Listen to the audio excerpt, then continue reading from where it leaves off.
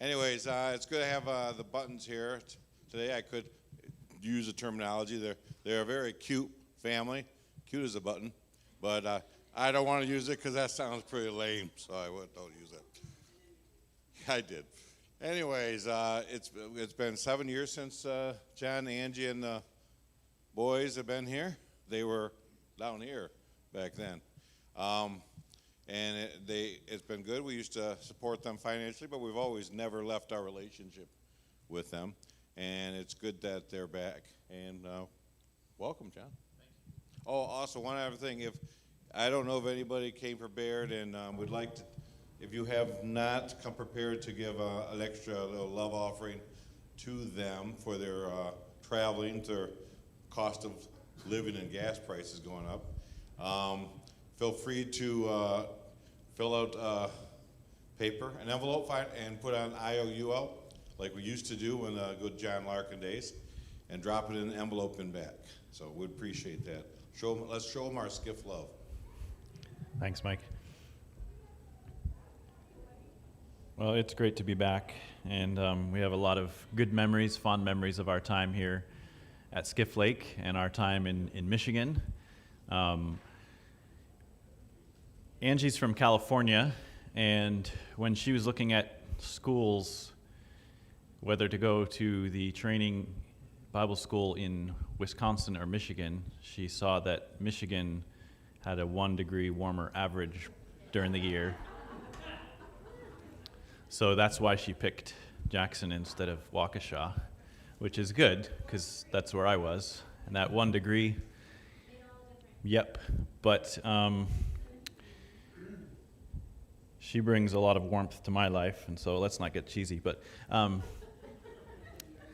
we are John and Angie, 4 boys, as I mentioned earlier. Jonathan, Asa, Jackson, and Alexander. And when I can say all them in order and get the order right, I feel like I have accomplished something for the day. And I am very proud of them, and we're entering a new season. Johnny is 17, almost 18. We'll be going to Liberty University in the fall, and it's fun to enter this new phase, to see them grow up and to see the men they've become or becoming, and enjoy new things with them. Playing sports has always been a fun thing that we've done, and I noticed my oldest didn't make it back from the car yet, so I can tell you the secret that he's faster and better than I am, but he doesn't know it yet at sports, so I try to keep that a secret. But it's interesting this time returning from Tanzania, Africa. I feel like everyone else's life changed more than ours did. Normally we come back from a 4-year term and we're like, wow, so much has happened to us. This time coming back to the U.S., it's like, you guys' world was turned upside down, and it feels like all of your stories are fascinating to me and how things were, and ours was like, it feels normal. I'm sure it wasn't, because we're not normal, but we're in the States for a year home assignment, and we're about 9 months into it. Is that right? Why are you looking at me like that? Did I do the wrong thing? No, I just think I hear one of our kids meowing or something. No, okay, good. Maybe it's the door. Okay. Sorry. They're not that, they're older now, honey.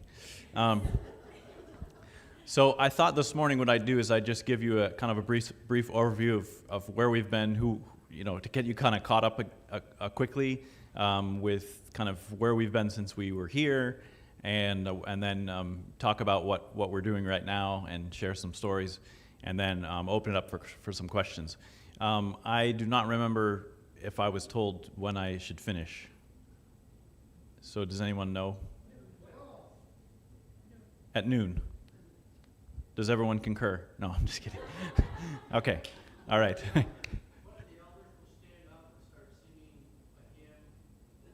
Over, okay.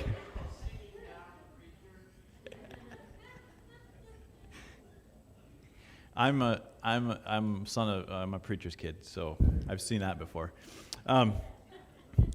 No, so but then I'll open it up for questions, and then hopefully, if there's anything that you guys want to know that I haven't covered, then we can find that. So I'm just going to go through a little timeline here of where we've been. So Angie and I met here in Jackson when we were at Bible school, and we got married in 2003, and I was finishing up still at the Bible school, and so we met, and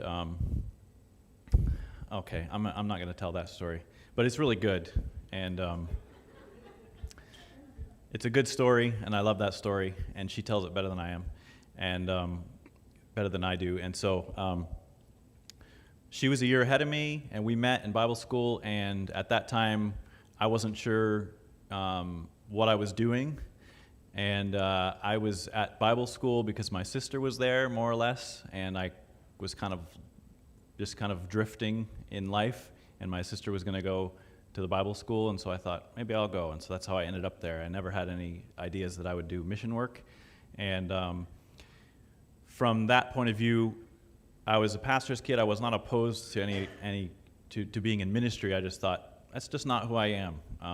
Personality-wise, you take those personality tests and you figure out what your strengths are and things like that, and it was like, my wheelhouse of who I am, none of it lined up with what you picture of international missions, of going, learning languages, of meeting new people, of speaking in front of people. I like being at home. I like reading books. That's where it ends. And so, thinking from a human standpoint, I never really thought I would go, but when I got to Bible school, I was challenged over and over again with God's word and God's heart for people. And then we met, and that's where she was going. And so I struggled with, Lord, I think this is what you want me to do, but maybe I just know that that's what she wants, and I really like her. So it took me a little bit longer to go, Lord, what is your will for me in this? And the thing that for me was kind of over and over again was just this, the Lord kind of prompting my heart, like, I want to use the foolish and the weak. I want to use weaknesses. I want to use people who aren't qualified. Some people are. Some people have those things, and they can also be used. But for me, it was kind of like, yeah, you see all these things that you naturally don't do well or don't feel like you do well, and I still want to use you. And so it was these small steps that got me to a point of saying, okay, Lord, I'll take the next step. And that's pretty much how it's been ever since then. So we got married in 2003. And then we went, took a year kind of to just be married and just see what that was like in the workforce. And then after that, we went back into training and did the extra linguistic training for Angie. And I watched our son. I really wanted to do the linguistics, but I wasn't qualified. And then when she brought her homework home the first day, I was so thankful I wasn't qualified. And so then in 2006, we finished our training and officially joined the mission, and then started doing our support raising, and then went out to Portugal to learn Portuguese in 2008. And so the idea was, our field at the time, we were going to the country of Mozambique. National language is Portuguese. They don't have a training institute set up, so we went to Portugal, learned Portuguese, spent about 10 months there, and then went directly to Mozambique. And so we were in Mozambique from 2009, 2015, and I'll talk a little bit later about how we got back to where we are now into Tanzania. But before that, when we went to Mozambique, as I mentioned, we were headed towards church planting. That was our goal. And so we left for Portugal with our oldest was 3 years old. Our next born was 18 months old, and our youngest was 3 months old at the time. And so we were kind of an anomaly in the Portuguese culture because they're only having 2 kids at the most, and then especially 3 young ones all in a row. And that time was my first experience, living outside the U.S. or even being outside the U.S. besides Mexico. And so it was, all this new stuff and then learning a new language. Angie already spoke Spanish, so it was a little bit easier for her with the Portuguese. And then from there, we went on to Mozambique directly, and that first year was so difficult for us, and learning all about the culture and learning more Portuguese and adjusting for their the way they speak is different than in Portugal. But we were, as a family, really struggling And when I say as a family, I mean Angie and I, because our kids were little. They were struggling with their parents not getting along. And that was an extremely difficult time for us to feel like we've gone out to minister and we're needing ministering to. To be able to come to a place to go, Lord, what do you want from us? We still feel like you want to use us this way, but we just don't know which way is up right now.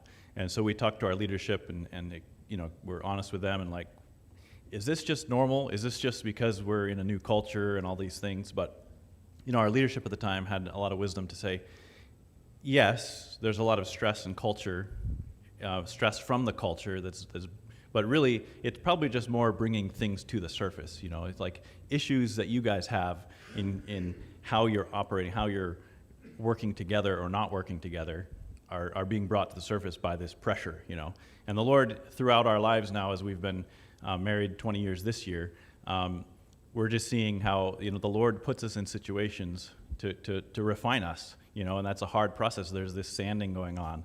And we joke about just how rough we were because of how much sanding he needed to do and how much he wants to do. And I keep telling Angie, you know what? The Lord wants you almost ready when you get to heaven, to perfection. That's why I'm so difficult to live with. So just, But when we, in that period of time, so that first term, we got pregnant with our fourth, and we knew it was going to have to be a C-section, so we decided to come back to the States to have our fourth. And during that time, we went to our home church out in California, and we were talking just with our pastor about just what a struggle it was. And he said, you know what, it's normal. This is your first term. There's a lot of stuff going on. But if you'd like some more help, there's this counseling center for missionaries that you could go to. And Angie was like, that sounds great. I'd love to talk to someone and have them listen to me for a long time and get paid for it. And I thought, that sounds like probably the worst thing in the world to open up about my emotional state. And so I was resistant, to say the least. And then we went to another church, one of our churches in Northern California, and we were talking with them about our situation and struggles. And the pastor said, there's this counseling center that I heard about. Actually, I went to seminary with this guy. So if you'd like to look into it, and it was the same place. And I thought, that's interesting. We're not that bad. We're okay. We'll just need to pray more. And then we went to a dinner at a different church, and we met a couple, and they said, we went to this counseling center. It was really helpful. And they were not related. They didn't know each other. And I was like, oh, okay, there's three. And then we talked to our mission member care guy at the mission, and he said, well, if you guys are looking for more help, I interned at this place, this certain place. If you'd like to go there, And there was one more connection that it was just so many things lined up that I started going, okay, I think the Lord wants us to go to this place. And so we went there, and for me it was like, oh man, I hope I never have to go to a place like this again. It just feels so wrong and feels just so incredibly difficult to humble myself and say, we need help. We thought we were, going to do something, and now we need work to go on inside of us before we can, have it flow out of us.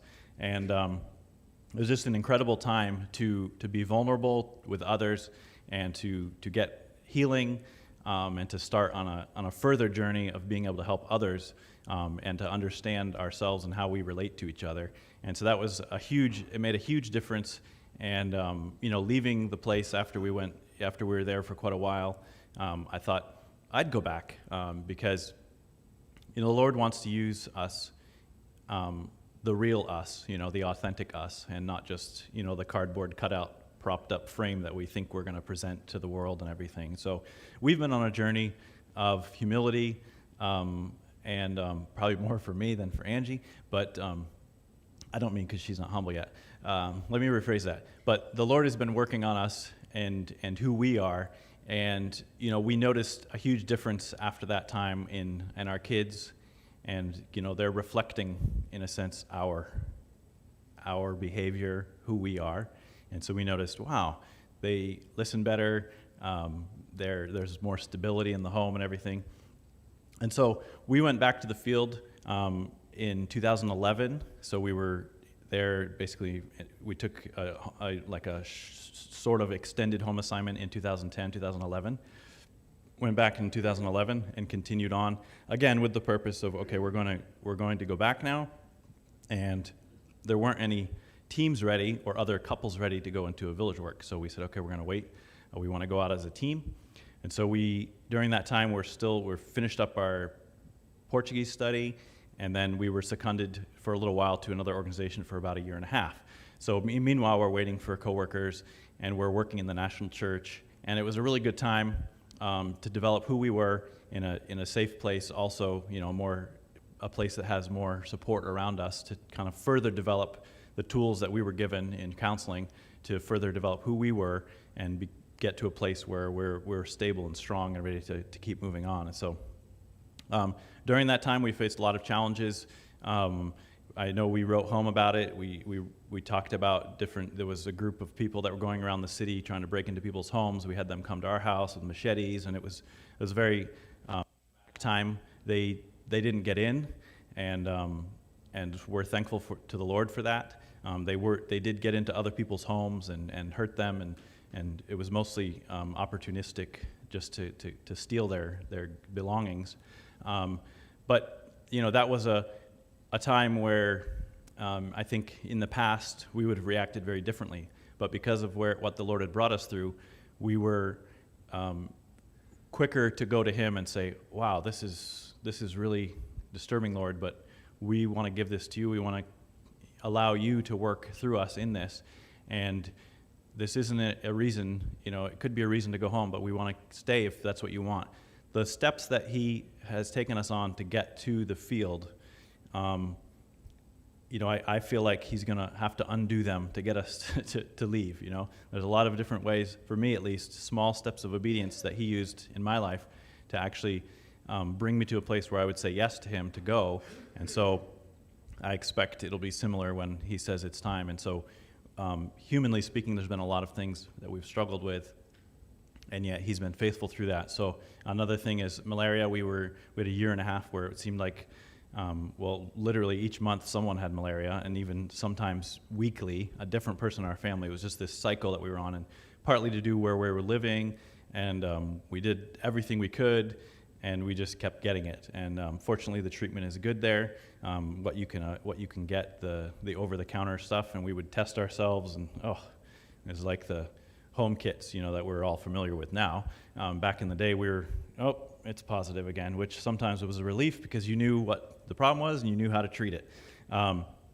Another thing was, during that time, basically part of what was leading us towards Tanzania was we finally joined up with a team, and then we went and we were studying language together and some culture stuff, because where the tribal group was located that we were going to work with, and then the teammates said, we don't want to work with you guys. And that was devastating. And it was a kind of situation where they did the best they could to present to us in a humble way, but it was kind of this that statement, hey, it's not you, it's me, that kind of thing. Except for theirs was, hey, it's not me, it's you. So that wasn't so great. But in that time, we were saying, Lord, you brought us here, and now here's another thing that seems like it's going to prevent us from going out into a people group, to prevent us from this thing that we feel like you're still wanting to use us in. And our leaders came around us and said, hey, don't give up, keep going. We believe you guys are going to be used by God, and so let's keep trusting Him. And yeah, this was difficult, what happened, but He still wants to keep using you, and we still believe that you're gonna be able to serve it. So don't give up here. So that was encouraging for us, and then for us too to go, okay, Lord, a lot of the stuff we've worked on in ourselves, that we've basically given to you and said, Lord, help us to do what you want us to do. There was some of those things that this couple was saying, we think you guys, we don't know about you guys. And those were the things that we were sharing with them, saying, we're still praying and asking the Lord to help us with our parenting and the way that we interact and those things. And so it was a difficult time to hear the very things that we were asking prayer for. They were saying, we don't think you're ready because of this. And they were quite a bit younger than we were and had no kids, so it was difficult to to receive admonishment from someone who hasn't been there. And yet at the same time, we said, Lord, help us to be humble enough to see that, they have the Holy Spirit and that they can speak into our lives. And so let's use this as a springboard to continue to grow and to continue to do the things that we know that you want us to do. So moving on, at that point, basically it came down to a kind of a crossroads of, are we going to go back to Mozambique or are we going to stay where we were? Because at that point we had gone for a short time to study in Tanzania, to study Swahili.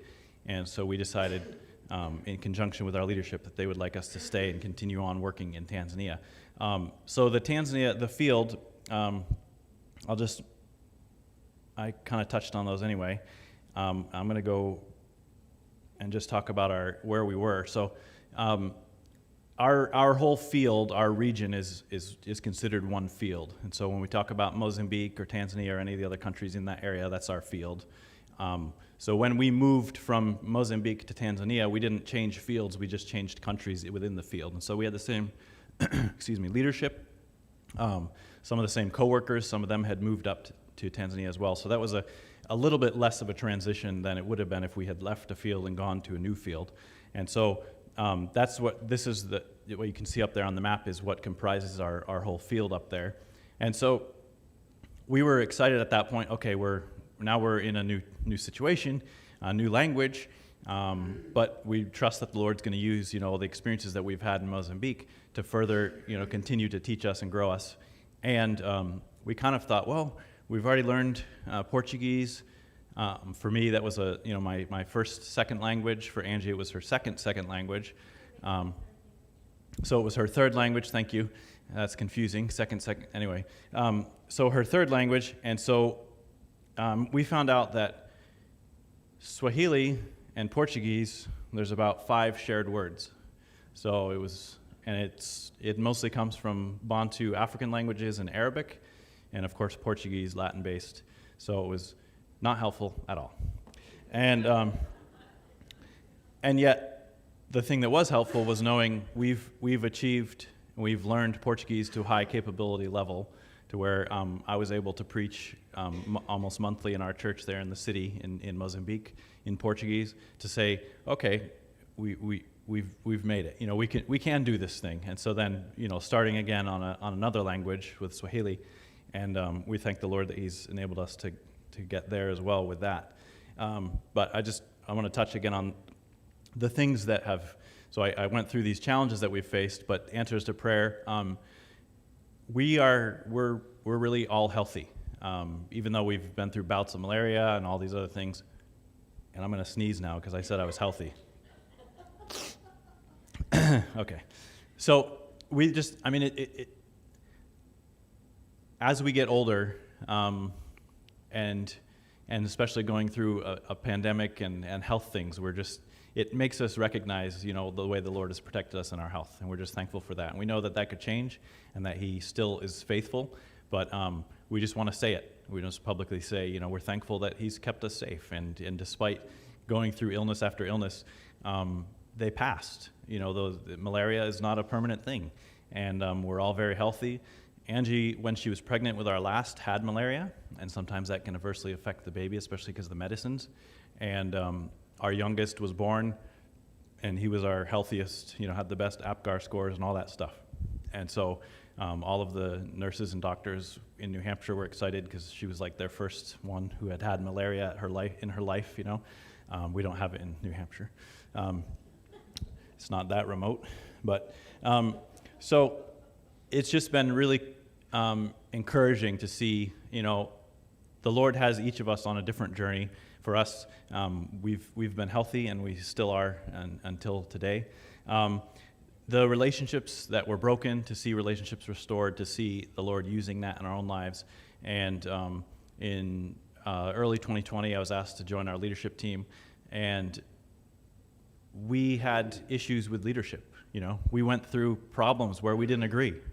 And now to be asked to join that team, we can just see the Lord's hand in the things that we've gone through have prepared us to help others go through things, that those things, those struggles that we had with coworkers weren't in vain, in the sense of now I see things happening and I go, I know what that feels like, and I can help, and I can give compassion and empathy to that person. And so I'm thankful to the Lord for those things that we went through. We know that he can redeem things, and he can also, allow us to be prepared for things without having to go through the struggle, but he did allow us, and so we're thankful for that. God's provision of finances, we've always been under-supported, and yet he's always taken care of us, and still to this day, kind of like the jar that keeps getting full. We don't know how it happens, but it's, he's very good to us, and part of that provision, I think, is having a wife who's really, really smart and is able to organize things really well, and most of the time I'm able to listen to her on those things. And then one thing I didn't mention that I'll mention now is just that visa issues. In Tanzania, we had a president take over who wasn't against missionaries. He was Christian, but he was against foreigners in the sense of he wanted his country to be more patriotic and nationalistic. And so he was basically getting rid of all of the foreigners regardless of what they were doing, saying, even if they're in business, even if they're missionaries, they're trying to take our resources. And so we were in a very in short, we had about 12, 13 families there. We have 4 now, just because we weren't able to get visas.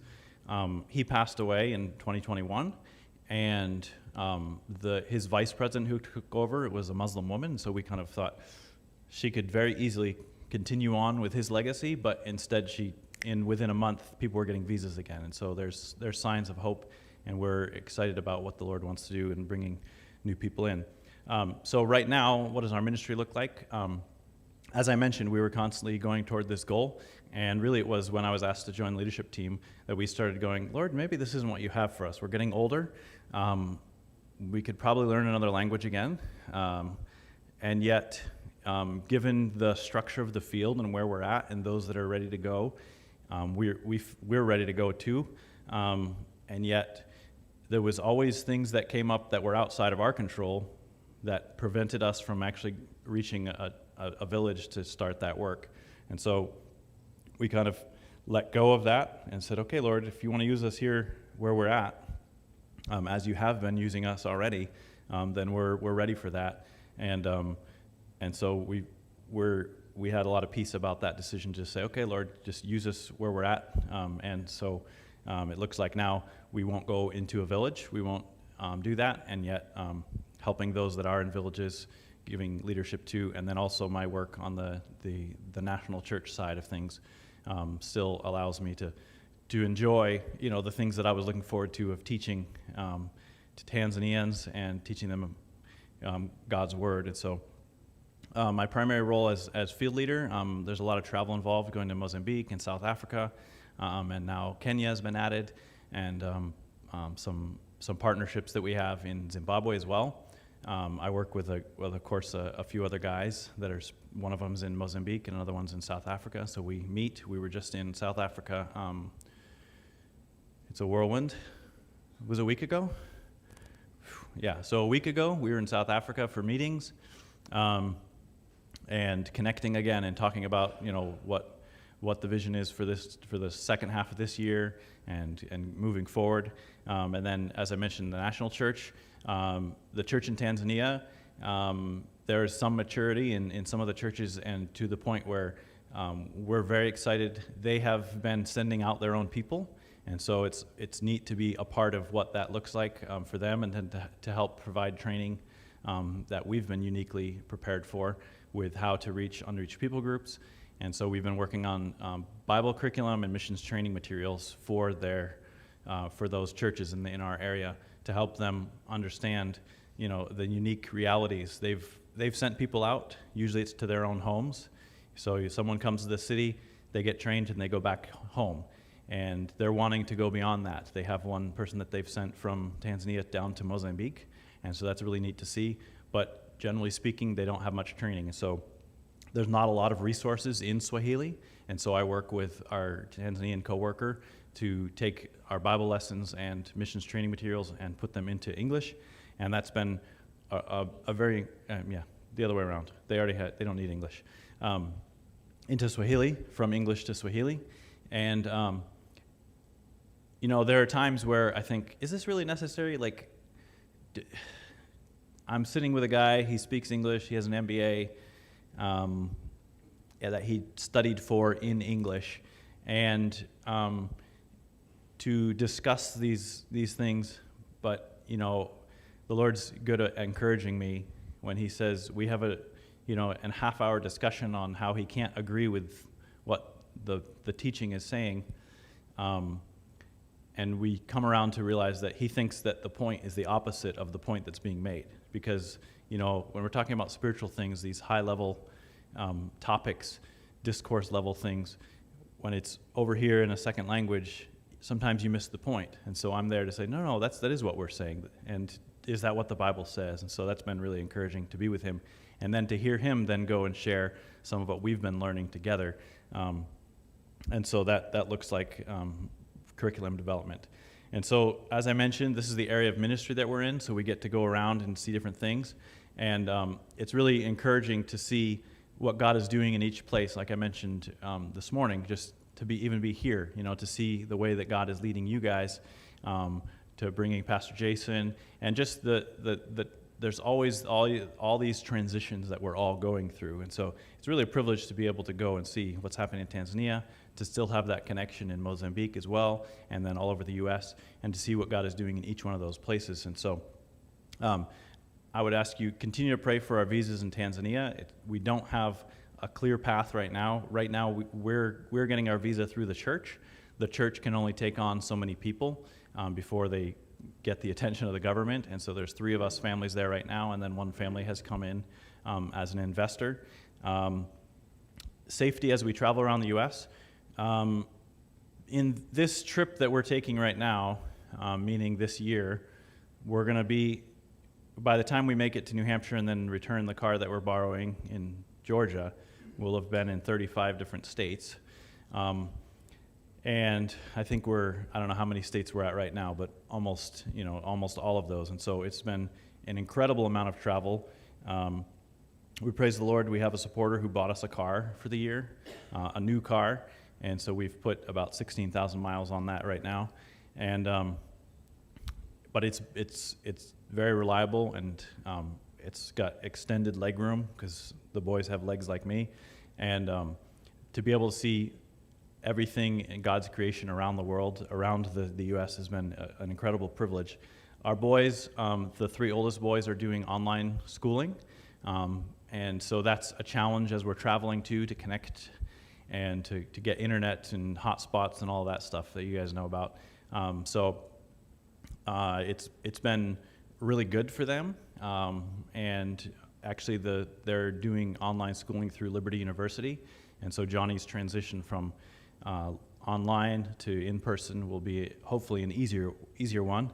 And then prayer also for continued church relationships in Tanzania. We already have quite a few, and there's interest there. But one of the things that we're really wanting to make happen in Tanzania, and really all of our field, is to be true partners with the church. In the past, we've kind of come in and gone out to villages and then added the church relationship after. So we're kind of trying to do that reversed this time, where we actually build those relationships first with the national church and then invite them into what we're going out to do. And we've sent out 2 couples from the church that are our missionaries, expat missionaries, and the church has really embraced them and feels like they're also sending them. And so that's really a big encouragement, but there's more churches that we'd like to get involved with, especially in the cities there. And then, as I mentioned, Johnny going off to the university in August is going to be a big transition for us. And we haven't really cried a lot yet, but I'm sure that's coming. He's ready. He feels ready, and he's excited about it, so that definitely helps our hearts. But be in prayer for us as we take that next step. And, we don't know what we're in for. This is our first time doing it. And so don't spoil it for us if there's really, really bad things that are coming.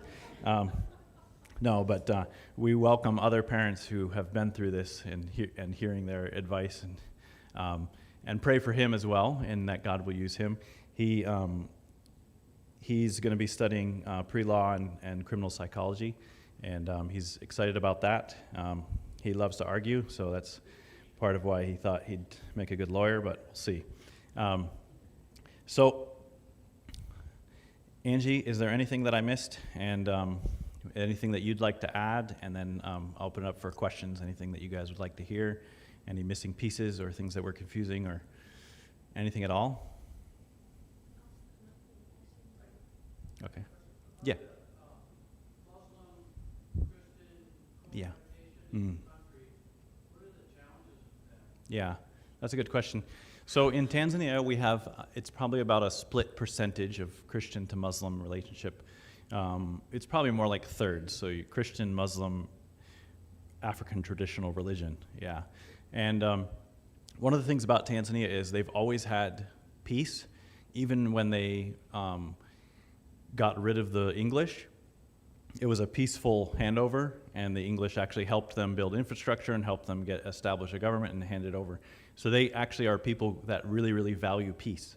And that's one of the things they talk about themselves. If you talk to a Kenyan, and the difference between a Kenyan who also speaks Swahili and a Tanzanian is the Tanzanians are polite and calm, and the Kenyans tend to be more direct and just kind of in your face. And so what that means is that even in religion or politics or anything, that there tends to be kind of like this subdued kind of, no, we need to get along. And so it's easier for them, especially with us, to accept, well, of course you're Christian, because, you know, part of their belief is whatever you're born into is what you are. So for the Muslims, it's easy for them to say, well, you were born as a Christian, so of course that's what you're going to do. You need to value your family and your family values, and so that's fine. We have a different God, and so for the most part, I mean, when we talk to different Muslims, like, yeah, that's great. You know, we have one God and you have one God, and you know, we're like, oh, it's not the same. But at least on the surface, there's good relationships, and even between them, if there's any sort of tension or things that they hear about, like a group is against another group religiously, the government really comes in quick and puts an end to it. So not to say that there isn't a felt tension in us, you know, as we hear the call to prayer and we meet different Muslims around, but at least socially there's an openness. And so, you know, as we go, there's 2 couples moving out right now into a Muslim people group to start working with them, and they're open with who they are and what their goal is. And those Muslim people in that people group, they may not be like, oh yeah, we'll go listen. They'll think, oh, that's good. You do your thing, that's fine. So that's kind of where we're at with that kind of dynamic. Yeah. Can I point out a few people on here? This is from one of the trips. John, as part of his national church involvement, goes. Hello. As part of John's national church involvement, he makes trips to different places and with the church that we're involved with. And so on there, you'll see some people that, I mean, we know all of them, but I'd like to point out the third guy. Just hold it. No, you're fine. Okay. The third guy is too close. It wasn't that close to you. The third guy in the black t-shirt is Thomas, and that's who John works with a lot for translation on those training materials, because we're hoping to see Tanzanian co-workers with us in Tanzania, but also in Sudan, Somalia, places we can't get. And the next guy in the blue sweatshirt is his brother, who's the pastor of the church that we go to, who actually, it was so encouraging up front, was talking about how we're helping develop these things. And he goes, you know, they look at them and they're like, you can't come here, but they look at us, they don't even blink. And we can go in and we can be the missionaries to those places where they can't go. So it's really cool to see the Tanzanian church catch the vision and see that it's not just the foreigner's job to do global missions, it's the Christian's job. And it's just really neat to see that taking hold. And then the lady in the pink shirt is Mama Wile. She's kind of, so I'm Mama Johnny. So if you're married and have a kid, that's who you're identified by. A child, okay. A kid. No, by your child. By your child. Oh, I thought because I said kid. Johnny could be me. No, I'm saying Johnny could be me. So. Yeah. So that's funny because they have the same name, so it comes out funny with us. But I know that's not what you're saying. Anyway, so Mama Wile is a lady that really embraces the missionaries and all the ladies. She's just one of those older women in the church that takes care of the younger women. So I just wanted to point them out and make some of the faces up there faces to you too.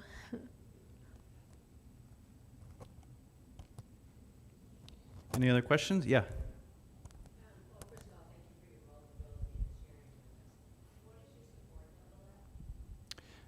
We're at about 85% of the recommended level right now. Yeah. So, And your son's, so Angie's family is in that New Hampshire and you're California. yeah. Way around. Yeah. Got it. Yeah. So his support of family, that's how far away they'll be from. I have a sister in South Carolina, so it's about 3 hours away. Obviously, she has her own family and husband, and so they would probably be the closest. One thing I didn't mention, he got an MK scholarship, so tuition is paid for 4 years, and also his roommate got the same scholarship, and we were together with that family in Mozambique, so they've known each other since they were 4, and so that's a big encouragement to us to see here his friend is going to be his roommate, and they've experienced life together, and so there's another ministry nearby also that we just recently got connected with. They have a kind of a house that missionaries can stay in, and they've agreed to be his emergency contact, and that he knows them and they get along really well with them. So we have, the Lord is making family for him nearby, and part of the terms of his scholarship also are that he has to go to weekly meetings, and he has someone that's going to kind of help him as an MK understand and do those kind of things. So that's been encouraging for our hearts to know, the Lord's been guiding and looking out for it. Even though family isn't nearby, he's kind of made, these different things, and we know it's not perfect, but it's been, bringing peace to our hearts to say, wow, the Lord's really made stuff happen that we had nothing to do with. So, yeah. What's the story Angie told them? Okay. How we met, and I can tell it if there's time. nope, It there's won't not time. take me long. No, you have 20 seconds. Sorry. I'm 5.5 years older. I prayed he'd get older, and the next day was his birthday. That's the Rest is short. history. That's the short story. I was like, oh, I guess that you have him for me. I'll just wait. Yeah. Yep. And then we were doing the college group here, and suddenly he was coming to Skiff and sitting by me in the dining hall and everything. So yeah, prayer works. Okay, I think we're up with time. We have prayer cards. Please come get them. And We left them under the missions table. yes, and come see us if you'd like to get our newsletter. We still send it out about quarterly, and we'll make that happen. So thank you all for being here, and we appreciate you praying for us and giving us the opportunity to share. So yeah, let me just thank the Lord for our time. Lord, thanks for what you're doing here in Clark Lake and here in Michigan, Lord, and around the world in our lives in Tanzania, and for the different journeys that we've all been on. We just thank you, Lord, for your faithfulness to us, your faithfulness to continue guiding us and leading us in your word, Lord. Thank you for faithful men and women that have gone before us, that we can look at their example, and especially for your son, Lord, and the reason that we're meeting here in this building today. And just thank you for your grace, Lord, through your son. And we pray these things in your name. Amen.